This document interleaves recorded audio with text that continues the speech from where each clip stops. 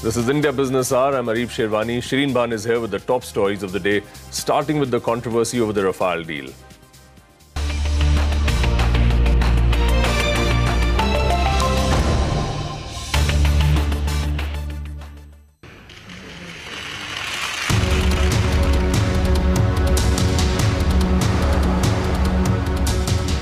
मैं गंभीर आरोप लगा रहा हूं, कांग्रेस पार्टी चाहती नहीं है कि हमारी वायुसेना मजबूत हो।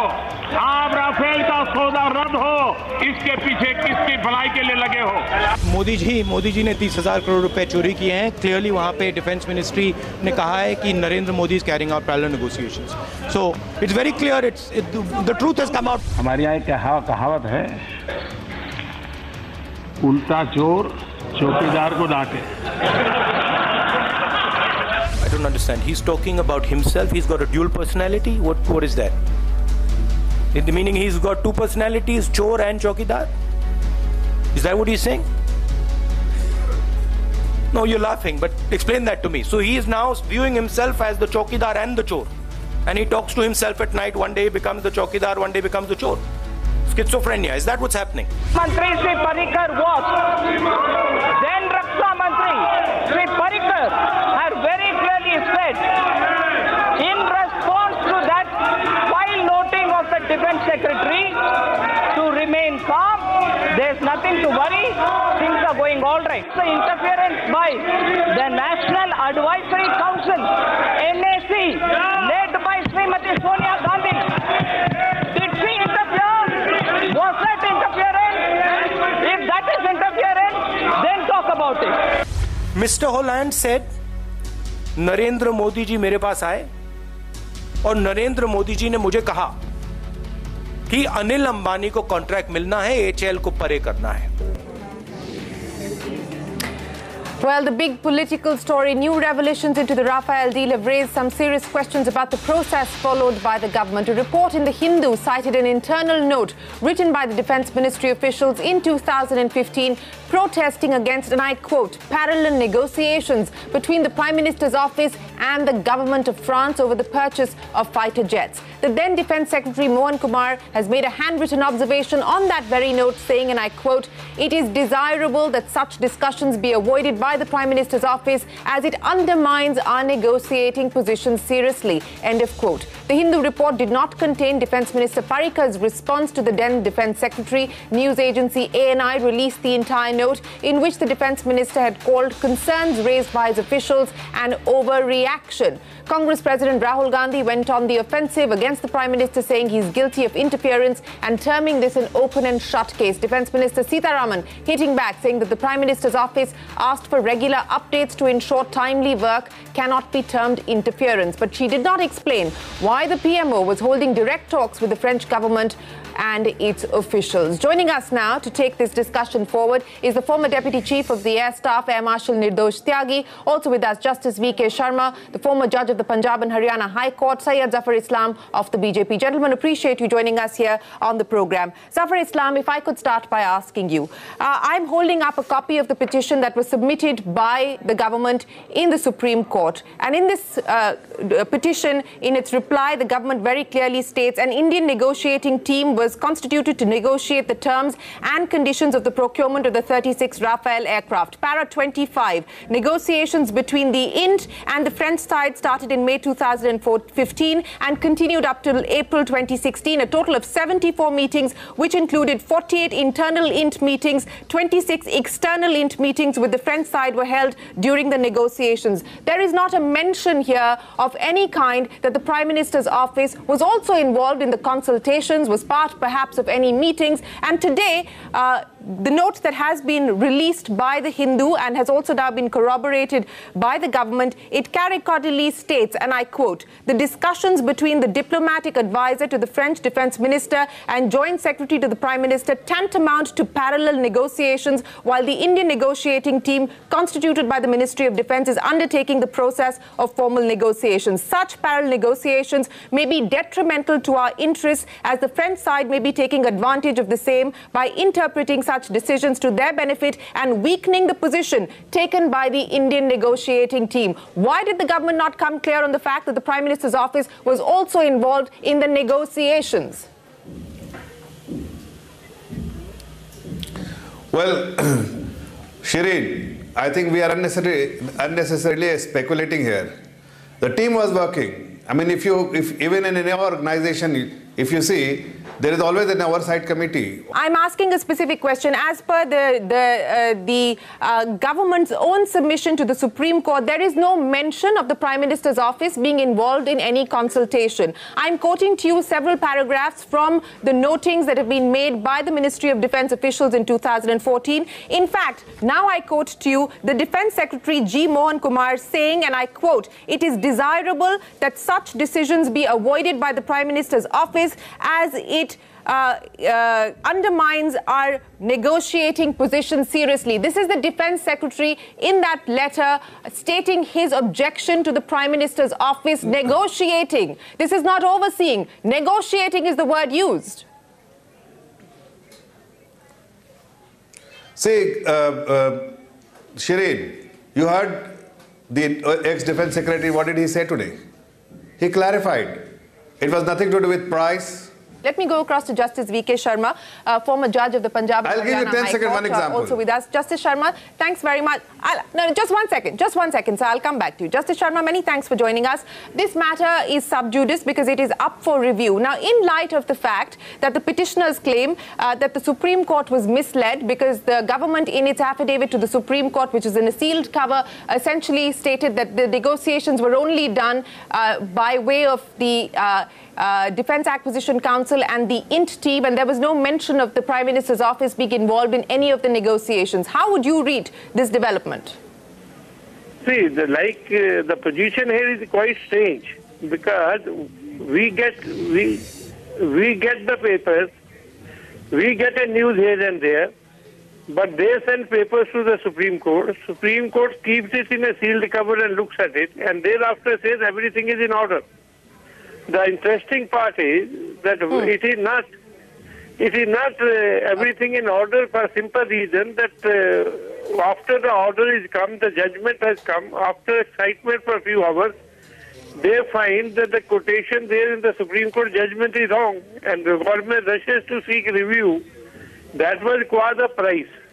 They will require the price. They go and say that we have never said so, and this is a Supreme Court mistake for which they have gone in review. But in either case, because whatever we are getting now is only speculative. Okay, let me go across to former Air Marshal Nirdosh Tyagi. Thanks very much, sir, for joining us here on the program. The former Deputy Chief of the Air Staff. This is a fairly scathing letter that's been written by S.K. Sharma, the Deputy Secretary, Air 2. It was also endorsed by the Joint Secretary and the Acquisition Manager, Air, as well as the Director General Acquisition. There's also a file noting there of the former Defence Secretary Mohan Kumar. And the reason I say that it is scathing is because, and I quote again to give you an example of that, such parallel negotiations may be detrimental to our interests as the French side may take advantage of the same by interpreting such discussions to their benefit and weakening the position taken by the Indian negotiating team. What would you make of this letter of the Ministry of Defence? And it states this is not about the PMO overseeing the transaction, because this was a G2G deal, so the government's argument is that the Prime Minister's office was overseeing this. This is very clearly suggesting that the Prime Minister's office was part of the negotiations and the Ministry of Defence, in fact, was not even aware. No. Now, let me start with your headline, new bombshell. In my opinion, is not a bombshell. It's a simple bureaucratic procedure. Now, Ministry of Defence has a defence procurement procedure, and they're bound by that. Anything outside that, they have to project it up. Now, in this case, this deal is unusual. This deal was initiated by the Prime Minister. And I don't think we can draw parallel from any other deal. That is the first point. Second point is that there are issues which are outside the purview of Ministry of Defense. Like, for example, when you talk about arbitration and sovereign guarantee, bank guarantee, these issues have come up earlier also. There is the earlier negotiation with, I think for Mirage negotiation also similar issues came up. And every issue has some cost implication in the contract. So it has to be decided by someone a level higher. Generally, it is Defense Acquisition Council. Now, in this case, there was, the French DGA, that is the Director General of the Armament. They lead normally negotiations of this nature. They are part of their MOD, but in a government-to-government deal, they take active part. And that general, who is from DGA, has written to the head of the negotiating team about some exchange between the two sides, and which are, as per the Raksha Mantri's note, you see, if you see the last part of the note, is something where they're just monitoring it. And when they monitor it, there will be many, you see, you can call it exchange of information, you can call it monitoring, you can call it clearing roadblocks, but it's not negotiation, it's not interference. These things go on. When you want to make a deal, you got to look beyond what is happening. I go back again to Zafar Islam, that, would it not have been, since the question has been repeatedly raised about whether the Prime Minister's office was involved, should the government not have made full disclosure that the Prime Minister's office, officials of the Prime Minister's office were overseeing this particular transaction, were involved in this transaction? No, I don't know what document you have gone through, what has been submitted to the Honorable Supreme Court. I have not seen any document which has actually been submitted to the Honorable Supreme Court. All I can say, the government has very absolutely clear. The entire process step, which has been... No, I'm saying that the entire process step taken by the government, and whatever relevant data and information and the associated notes have been shared with the Honorable Supreme Court. They have gone through the entire process. They do not see any inaccuracies or any deviation or anything where anybody can find fault. So that's why, having gone through the paper, they have also delivered a verdict. But unfortunately, Shireen, there is a political party, there is a complete bankruptcy of issues in that political party. They cannot raise any other issue. That's why they are fixated about something where they are getting slapped time and again by the Honorable Supreme Court or by the people of this country, because they pick one piece of information and do not share the rest. No, one second, sir. Mr. Islam, 1 second, sir. There is no Congress party representative on this program. I'm not making this about a slanging match between the BJP and the Congress. The Congress party has not been invited to this program. I'm not bringing up what Mr. Gandhi has said in any form or fashion. I'm addressing... Yeah, so I'm not making this about the Congress and its accusations against the BJP, sir. I'm asking you questions pertaining to the note that has been published today. I'm not making this about the Congress versus the BJP at all. There is no Congress party spokesperson on this panel. Sure, I understand that. All I'm saying, I was giving a background that who is making noise. Well, let me now go across to Mr. N. Ram.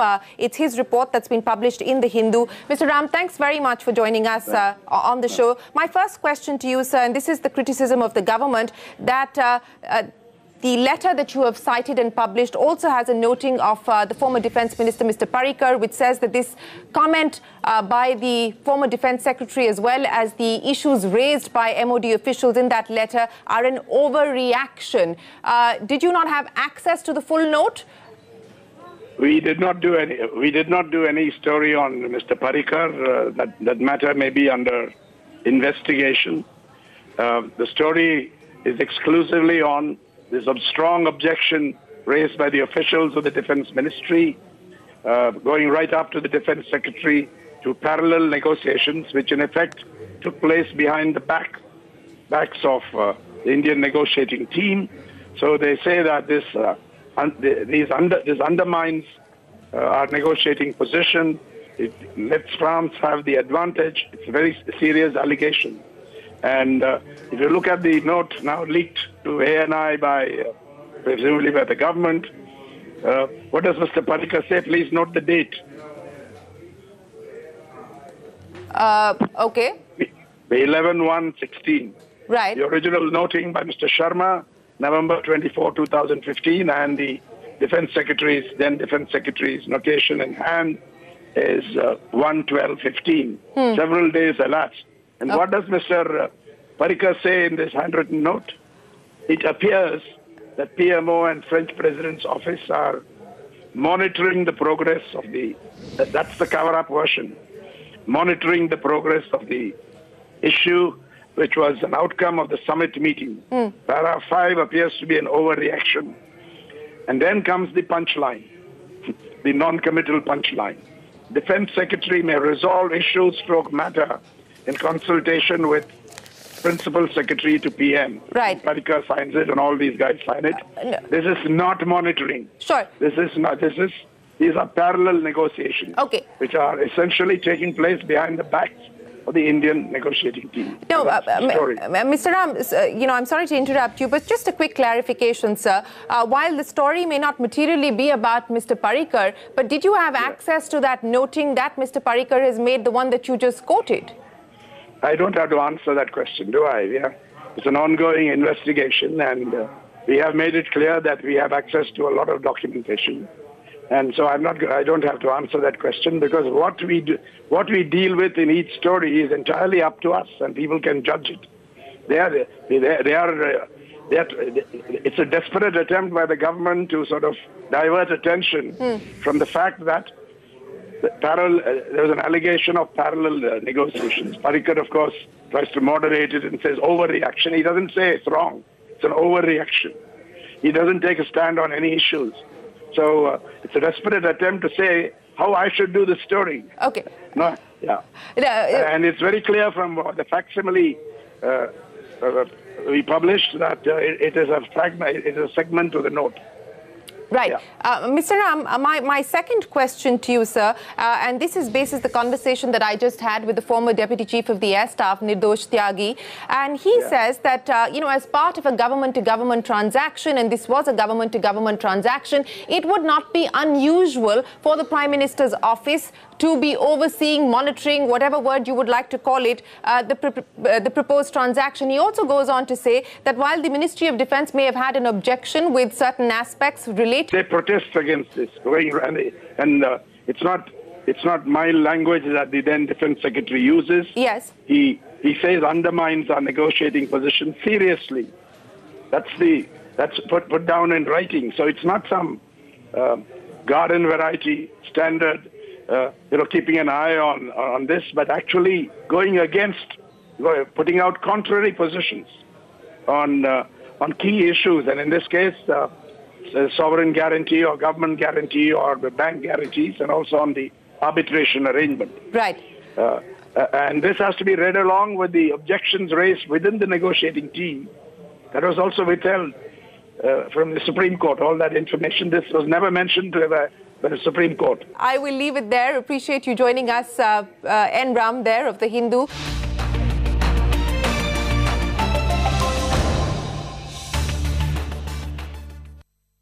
Now, the other big development, and this might provide some relief to the startup community, there could be reprieve in store on the angel tax front. Representatives from the startup community met CBDT and DIPP officials to try and discuss ways of providing more relief to the sector, which has been haunted by the ghost of the angel tax, as well as Section 68 in the recent past. We learned that the exemption limit on the angel tax could be hiked from 25 crore rupees to 50 crore rupees. Rituparna Bhuyan, who's been tracking that, joins us now with more. Ritu, we could expect a new notification from the CBDT as early as Monday or perhaps even Tuesday. What are you picking up? What could be the changes? This meeting in which DIPP, startups and CBDT officials participated looked at various options through which relief could be given to startups facing the angel tax issue. The notification on this is likely next week, perhaps by Monday itself. Now, the proposals which were discussed today in this meeting, and which most likely will be mentioned in the notification that will be issued by the government, include these. Firstly, the definition of startups that will be changed, and that will involve two things. Firstly, the current validity will be increased from 7 to 10 years. That is one. And secondly, the revenue threshold for a startup will be increased from 25 to 50 crore. More importantly, as far as Section 56, the issue is concerned, which is more popularly known as the angel tax issue, herein a blanket exemption will be given up to a certain limit. Now that limit is yet to be finalized. CBDT and DIPP will work out that limit, but it will be between 10 to 25 crores. So within a revenue, within revenue of within this range, perhaps the startups will get blanket exemption as far as angel tax is concerned. Very important proposal that was discussed with the startups was finding out modalities for listed companies to invest in startups. Now for that DIPP will work out certain modalities so that listed companies can invest in startups without attracting provisions of Income Tax Act. Then again, as far as Section 58 related, Section 68 cases are concerned, through which notices were issued by the IT department, even here some relief will be worked out. A separate circular will be released. The idea here is to establish creditworthiness of the investor. So either the startup will have to submit those documents of the investor, or in cases if the startup is not able to submit, then the assessing officer can then ask the investor to produce those documents, basically to establish creditworthiness. Last but not the least, there will be a self-declaration form through which startups will have to tell the government that they will not be investing the money that they have got from investors in certain asset classes. These asset classes are mostly used by shell companies. So again, these modalities will be worked out, and we will see this notification next week, most likely by Monday. With that, it's back to you. Okay, let's go across to Nakul of iSpirit. Nakul, thanks very much for joining us. You were part of that meeting. Is there hope that we could see further relaxation, some changes? We're given to understand from our sources that the exemption limit is likely to be hiked from 25 crore rupees to 50 crore rupees. There could be more disclosure requirements for startups and some other relaxation that could be announced by the CBDT perhaps today or maybe even Monday. So thanks so much. I think the meeting which happened about 20 minutes back was very, very helpful, because I must compliment Mr. Ramesh Abhishek and his entire team to try and solve this entire thing completely together. Many things, all the things which were asked by the startups in terms of maybe turnover limit or anything else are being actively looked at. And I feel that whenever DIPP does release this, it will be a very good form of medicine for all the startups as well. Okay, so we are expecting that notification from the CBDT, but specifically, Nakul, on the issue of coercive action, I mean, the CBDT has previously issued a circular saying that no coercive action should be taken, but today on the program, we have two cases, Pushpinder Singh, founder of Travel Khana, and Siddharth Aluwalia, the founder of Baby Gogo, here on the program saying that, in fact, coercive action has been taken under Section 68 and 56. Was this brought up at all? Was this taken up with the government?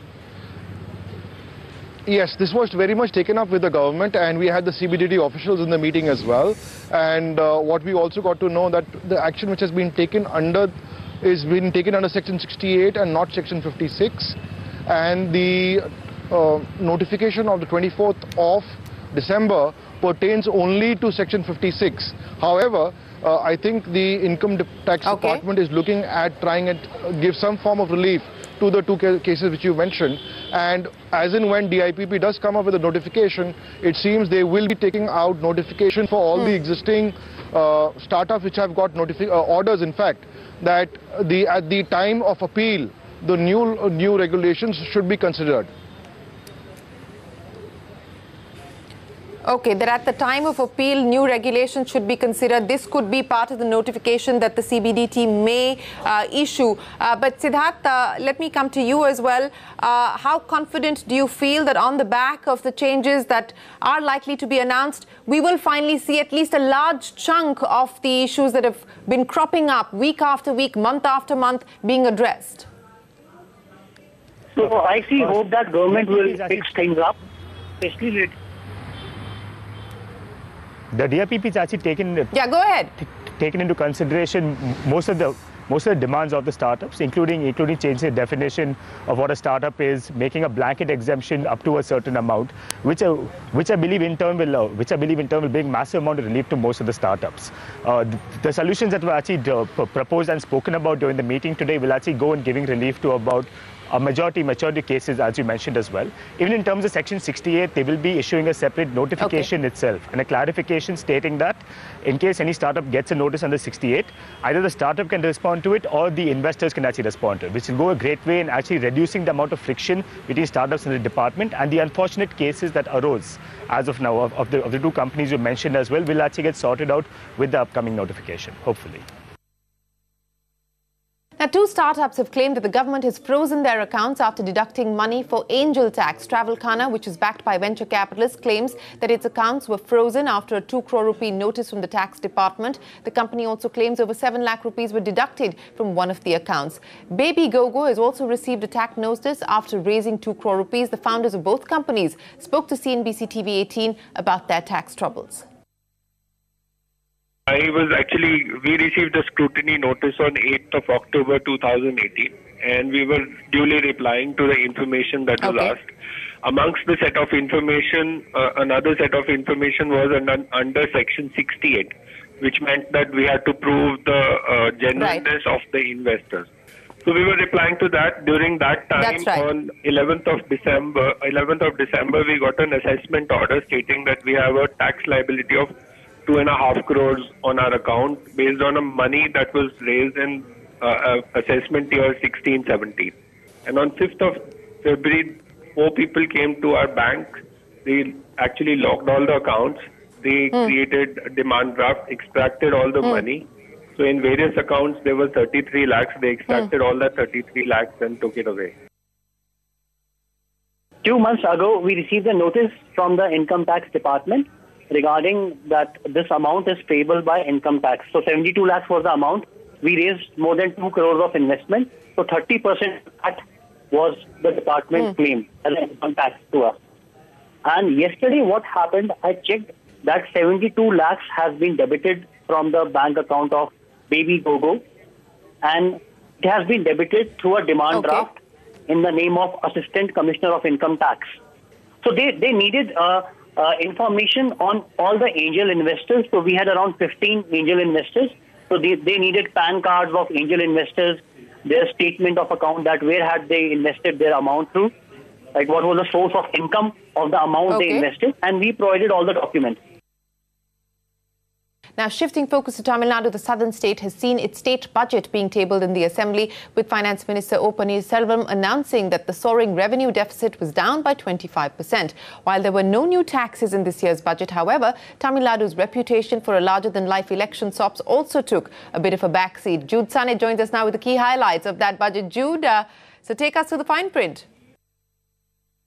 Well, the good news, like you rightly mentioned, is that Tamil Nadu Budget 2019 projects revenue deficit to be just about 14,315 crore rupees for FY20. This, remember, is a far cry from the 19,000 crore rupee mark that it breached in FY19. But on the not so bright side, fiscal deficit continues to hover around 44,000 crore rupees, and this, remember, is rather alarming considering it's 2.56% of the state's GDP. But what does Budget 2019 for Tamil Nadu really have for the taxpayer? Firstly, no new taxes, and that's not surprising considering it is, of course, an election year. But interestingly enough, there are no new poll SOPs either. 85,000 crore rupees has been set aside for the payment of salaries and pension for government employees in the state. 6,000 crore rupees has been set aside as far as food subsidies are concerned, with special focus on free rice distribution, which of course is a signature scheme in Tamil Nadu. A little over 1,000 crore has been set aside for former Chief Minister J. Jayalalitha's pet free laptop distribution scheme. And bringing up the rear is 491 crore rupees that has been set aside for the distribution of free dhotis and saris in the run-up to elections 2019. So there you go, Tamil Nadu budget. No new taxes, but no new SOPs either. Back to you. Okay, Jude, thanks very much. But let's head across to Karnataka now, where Chief Minister H.D. Kumaraswamy, who also holds a finance portfolio, presented his second budget in the Vidhan Sabha today. This even as the opposition staged a walkout. The JDS Congress government has an estimated expenditure of 2.34 lakh crore rupees for the upcoming fiscal. Mugdha Bariyar gets us the highlights. Karnataka Chief Minister and Finance Minister H.D. Kumaraswamy presented the state budget today for FY 1920 on a day marked by intense political chaos, with the BJP opposition members staging a walkout and the Congress party moving to disqualify 4 MLAs for not turning up for the budget session. But that apart, the focus of the budget today was on the farmers, especially on the Chief Minister's farm loan waiver scheme, with the budget this year provisioning rupees 6,500 crore for the waiver of crop loans of farmers to commercial banks and rupees 6,150 crore for waiver to the cooperative sector. Overall, the total grant is of rupees 46,853 crore. This brings the budget's estimated expenditure to rupees 2,34,000 crore, which is 7% higher than the revised estimate for FY 19, and brings the fiscal deficit at 2.65% of the gross state domestic product, which stands at rupees 15.8 lakh crore, and the total liability will stand at 20.6% of the gross state domestic product. Now, there were a lot of announcements for Bengaluru city, with rupees 8,500 crore for the Nava Bangalore Kriya Yojana for infrastructure development, rupees 23,000 crore for the suburban rail services, and rupees 1,000 crore for the construction of elevated corridors. And there were also some incentives and support announced for startups and the information technology sector. Some of the other key highlights were the grant of rupees 950 crore for the Ayushman Bharat Arogya Kara Karnataka, the rupees 50,000 crore capital investment for an industrial node in Tumkuru, and an additional excise duty on beer and rot beer in the state. Former RBI Governor Y.V. Reddy today spoke up for the RBI's autonomy on several issues. At a speech delivered in Pune's famed Gokhale Institute, Reddy said that if the government wants to help SMEs, the money should come from budgetary sources. It should not ask the RBI to design a package that banks have to obey. The former governor also spoke out on issues like the RBI's capital and the government forcing the RBI to change its prompt corrective action rules for banks. Lata Venkatesh has more on that. Actually, Dr. Reddy's speech is a massive 32-page account of the historical relations between RBI and the government from the time of its inception, from the time RBI was nationalized by the government before independence. But what is interesting is his comment on the current 5 problems, as he puts it, between RBI and the government, and he comes out very strongly in favor of the RBI. First, he speaks about the SME package. He says a package to help SMEs should come out of budgetary resources. The government cannot mandate the RBI as banking regulator to prepare a package which is mandated on banks. The underlying assumption being the depositor's money is not something on which the government should make rules in favor of any sector.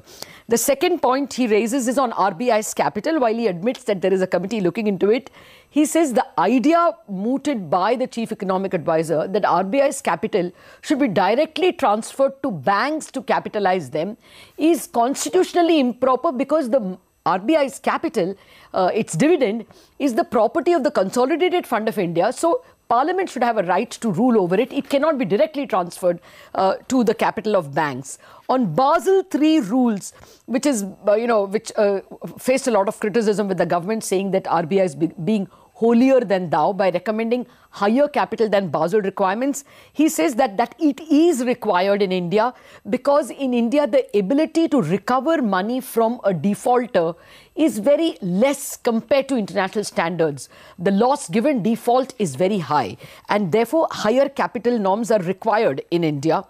With respect to the demand that a line of liquidity be given to NBFCs when they are in trouble, he takes the IL&FS case and he says it is not a liquidity issue, it is a solvency issue. IL&FS has probably become insolvent because some of the loans will not be returned at all. It is not a liquidity problem, it's a default problem. And finally, with respect to the powers of the board to dictate to or order the RBI governor, he says the composition of the board, the method of selection is such that it cannot be given, it is composed in such a way that it has to be advisory. If it is going to get mandatory powers or powers to mandate the governor, then we have to have a comprehensive review of how the board members are selected, how the governor is selected, and what should be the responsibility of the governor. He can't be asked to, deliver on certain issues and the board dictates to him, but the board is not coming before Parliament and being answerable. So a comprehensive review of everybody's powers is needed if the board is going to be made more powerful than the governor. It's a very powerful speech coming to the aid of RBI on several issues. Right, Lata, absolutely. Many thanks for joining us with all the details of what YV Reddy did say, in fact, at the Gokhale Institute. In fact, just today, Finance Minister Piyush Goyal told leaders of India that the government is trying to get banks out of prompt corrective action framework. Goyal was in Mumbai to meet with industry leaders after he presented the union budget last week. He stressed on the need to not curb bank lending for industries to grow, especially small businesses. He also added that government has taken steps to prevent wrongful investigations against bankers. ये 8-8 महीने वाला loan renewal loan sanction ये सिलसिला बंद होगा। मैं आपको पक्का विश्वास दिलाता हूं और राजीव जी इस पे आप पर्सनली मॉनिटर करेंगे। जरूरत पड़े तो एक वेबसाइट बनाओ, मोबाइल ऐप बनाओ, किसने अप्लाई किया, किसी ने लोन के लिए, रिन्यूअल के लिए, वर्किंग कैपिटल एनहांसमेंट के लिए और क्या क्या कार्रवाई हुई, क्यों डिसीजन नहीं लिया जा रहा है। और अगर किसी का कंसोर्टियम में पीसीए बैंक है जिसमें कोई शायद रिस्ट्रिक्शंस हैं, सरकार कोशिश कर रही है जल्द से जल्द ये पीसीए बैंक निकले, पर अगर कोई पीसीए बैंक है और नहीं दे पाता है तो रजनीश जी आपको सबको लीड लेनी पड़ेगी, बाकी जो नॉन पीसीए बैंक्स हैं उसी प्रोपोर्शन में उस लोन को ले लें। And on to politics in Karnataka, where Chief Minister H.D. Kumaraswamy has claimed that the BJP is trying to poach MLAs from the Congress and the Janata Dal secular by offering them ministerial berths as well as money. Now, Kumaraswamy has released 2 audio tapes today and alleged that former Chief Minister and State BJP President Yediyurappa was trying to woo rebel MLAs with prime positions in the government. The BJP, however, has dismissed those allegations as concocted and fake. Today I demand the Prime Minister of this country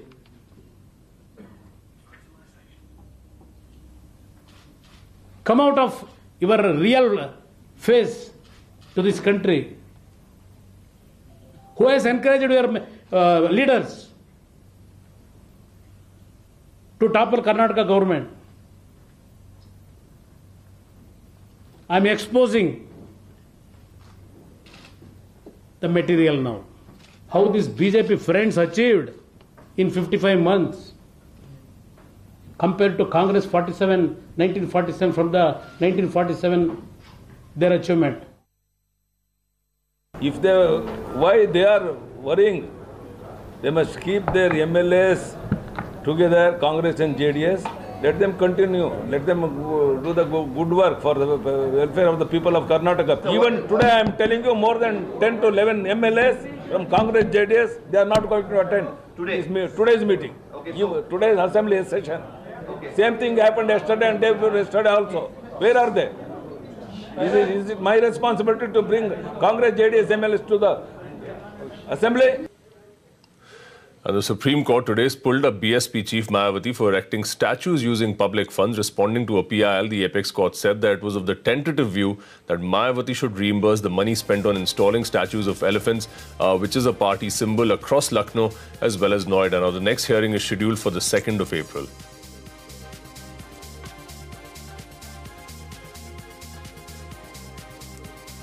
A panel of state ministers led by Gujarat Finance Minister Nitin Patel has recommended that 5% GST without input tax credit be levied on under-construction residential houses. Now, remember, under-construction properties are currently taxed at 12%. Further, the group of ministers has recommended 3% GST be levied on affordable housing without input tax credit. So what impact is it going to have on the real estate sector? Shireen Bhan is here with 2 very special guests. Over to you, Shireen. Well, thanks very much. Joining us now, Rajiv Talwar, the CEO of DLF. Also with us, Prateek Jain, leader indirect tax at PwC. Gentlemen, thanks very much for joining us. This has been the recommendation of the group of ministers. It will now be up to the GST Council to ratify this. Usually they go along with what the GOM says. But Mr. Talwar, let me start by asking you, the decision to allow 5% GST without ITC for under construction properties, also decides to recommend 3% GST for affordable housing without ITC. How significant is this going to be? I think it's a very valuable piece of recommendation for one reason which probably you've missed out, and that is that 80% of the material which will go into the construction of any building will have to be taken from GST registered dealers.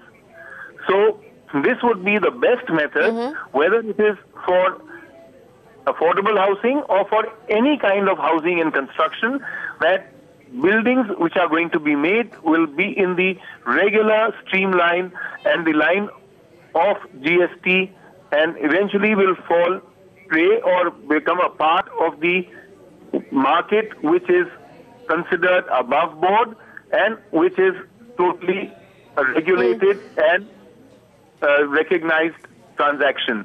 So I think this is a very valuable recommendation. Yes, only one point to be made along with it, that all the contracts currently attract a GST of 18%. As you know, the developers are a separate company, whereas contractors are very often a different company. So I think this is time that even contracts for construction should be brought into the 12% GST slab rather than keeping them at 18 at the moment. Okay, what is it going to mean as far as the consumer is concerned, Mr. Talwar? You gave me a sense of what this means for industry, but what will this mean for the consumer as and when this is ratified by the GST Council? I don't think it will have an impact on pricing at all. There was a certain levy which was being paid earlier. After all these were subject to service tax, and they've done it. Everyone used to say that about 4.5% is always there, even with an abatement which was so large as 66%. But I think now what will happen is that they will be given a relief. So therefore, there will not be an impact on the affordable housing segment, and 5% is about what was being charged earlier. Okay, Prateek Jain, what are the challenges that you foresee with this? And we've discussed this business of, doing away with the ITC. We saw it for several other sectors as well. What would you see as the big challenges as and when the GST Council ratifies this recommendation of the GOM? I don't think that from a policy standpoint it's a good idea. I think it's a quick fix solution. It's never a good idea to restrict input credit for any sector, and more so for real estate, because real estate is a sector which you need to formalize more. It basically incentivizes, the real estate player to really get the cash component back. And also what will happen is that your base price will need to increase. So let's say if you're selling at 5,000 rupees per square feet and you're applying 12% tax, and let's say 300 rupees per square feet as your, let's say, input credit, you have to increase the base price from 5,000 to 5,300, and then the question customer will ask is why base price has increased, and you will say my input credit loss, and they will say okay, show me the proof. And we have seen that in restaurant sector where anti-profiteering has become a big issue for the sector. So any customer can go and file a complaint that I'm not sure why the base price has been increased. So it complicates. And also, when you tomorrow, after 6 months or 1 year or 2 years, if you want to get this sector back under mainstream GST, then it will be that much more difficult for the government. So instead of doing this, and even if composition has to come in, maybe there should be an option provided to the industry that if they want to follow the mainstream but with input credit and all that, then reduce the tax from 12 to 8 for the sector and give them an option rather than making it compulsory. The only good thing which I think has happened, and I have not seen of course the recommendation, that if the recommendation is that 80% has to be bought from the GST registered vendors, then at least to some extent it would mean that you're dealing with a more compliant vendor ecosystem. Appreciate you joining us here on the CNBC TV 18 special discussion on the recommendations made by the group of ministers on GST. Right, Shri, many thanks for taking us through that conversation. On to the day's trade, where markets have snapped a 6-day gaining streak. So the Nifty went back below the 11,000 mark on Friday, while the Sensex slipped over 400 points. Now, Tata Motors fell 18% and ended at an 8-year low after reporting disappointing earnings. For the week, though, both the Nifty and Sensex ended flat. And telecom regulator TRAI has once again defended the new tariff regime for television. The regulator is promising 10 to 15% savings for metros. The regulator also went on to clarify that the second or multiple TV connections, the network capacity fee of 130 rupees is not mandatory. Ashmit Kumar joins us with more details on that. Ashmit. Well, ever since the new tariff regime was rolled out on February 1st, there have been more questions than answers. The TRAI has been battling with those questions, and here's one question that was, in fact, that TRAI is seeking to answer as to what happens to the NCF or the network capacity fee on the second or the third or multiple connections with respect to the same household. That question has been answered by TRAI. TRAI has said that the NCF or the network capacity fee of 130 rupees for the 100 SD channels will not be mandatory for the second or multiple connections of the same household. This is a key clarification that is coming in. In fact, the TRAI goes a step further and says that there are already operators that are completely waiving off the NCF entirely, that is something that can be done. Discounts can be offered. The only two caveats that have been brought in by the TRAI is that any discount that will be brought in will have to be uniform across the target market and will have to be made known through the respective website of the service provider. Those are the only two caveats. But importantly, the TRAI clarifying that the NCF or the network capacity fee of 130 rupees for the second or multiple connections to the same household can be in fact discounted and waived off entirely if deemed fit by the service provider. That's not all. The TRAI went a step further and saying that they firmly believe that this is a pro-customer move, that this will ensure fair competition between the broadcasters. On the pricing front, they said that the TRAI believes that the prices will fall by as much as 10 to 15% in metros, will fall by 5 to 10%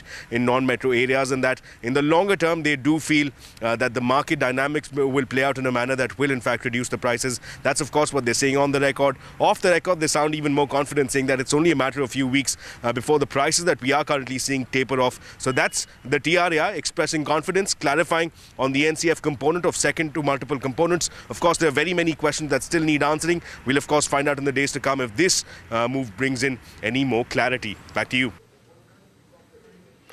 Right, Ashmit, many thanks for bringing us clarity as far as that tri-tariff is concerned. So State Bank of India slashed home loan rates a day after the RBI cut its repo rate. The rates have seen a marginal cut of 5 basis points for home loans below 30 lakh rupees.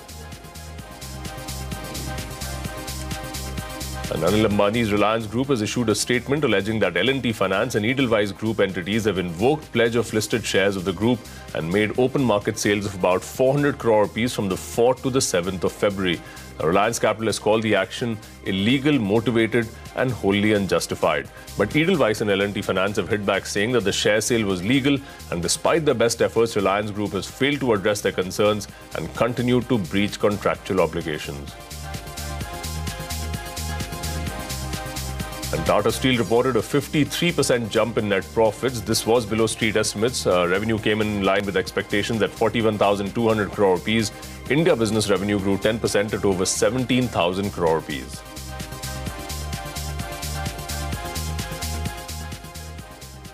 Well, let's also get you a CNBC TV 18 exclusive where we learn that future consumers in the final stages to acquire Athena Life. The acquisition will include Athena's brands and distribution network. Priya Sheth is here with all the further details.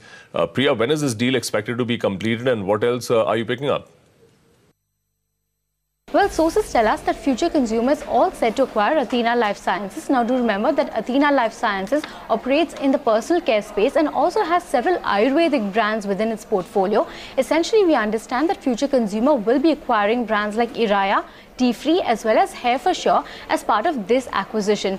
These brands will be integrated with future consumers' existing personal care network. Now, as part of its personal care space, future consumer has brands like Mibel as well as Think Skin, which are a part of future consumer. Now, this acquisition, we understand, will be an acquisition of brands as well as the distribution network, and it will give Kishore Biani a foray into the buzzing Ayurvedic space. Now, several of these products will be marketed and distributed through the Big Bazaars, Easy Day as well as Hypercity stores that Future Group owns. Now, at this point in time, we understand that the deal is in its final stages and the ongoing discussions with regards to valuations are underway.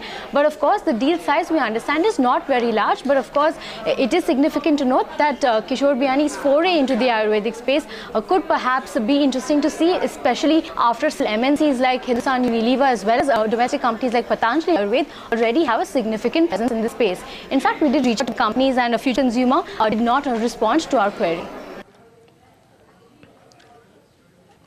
Right, Priya. Thanks for getting us all the details from there. And with that, it's a wrap on this edition of India Business Hour. Many thanks for watching. Good night.